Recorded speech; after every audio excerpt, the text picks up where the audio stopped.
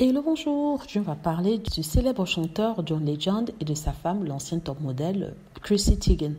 John Legend et sa femme viennent d'annoncer qu'ils sont parents d'un petit garçon. Il s'agit d'un petit garçon qui est né le 19 juin dernier. Son nom est Ren Alexander Stevens. L'annonce de la naissance de cet enfant a été une surprise totale pour les fans, et ce parce que Christine Teigen vient tout juste de donner naissance à un enfant qui est né il y a près de 6 mois de cela, n'est-ce pas? Alors, pourquoi un quatrième enfant? Comment ça se fait? Il se trouve qu'elle avait eu recours à une mère porteuse, n'est-ce pas?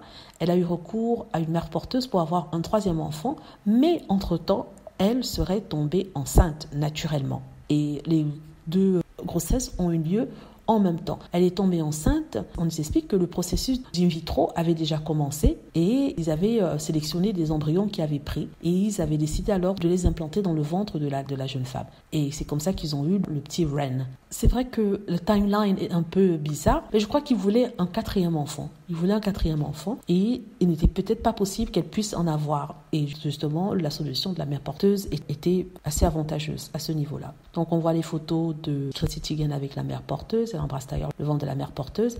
Elle est heureuse d'avoir sa famille au complet. Elle avait déjà 2 enfants avec John Legend. Il se trouve qu'elle a eu elle a perdu plusieurs enfants avant qu'ils ne soient nés. Donc, félicitations au couple. Je reviens dessus parce qu'il y a des gens qui critiquent sur Internet, qui émettent des jugements en disant que pourquoi ont-ils eu recours à un quatrième enfant alors qu'ils ont déjà 3 enfants. C'est le choix des parents.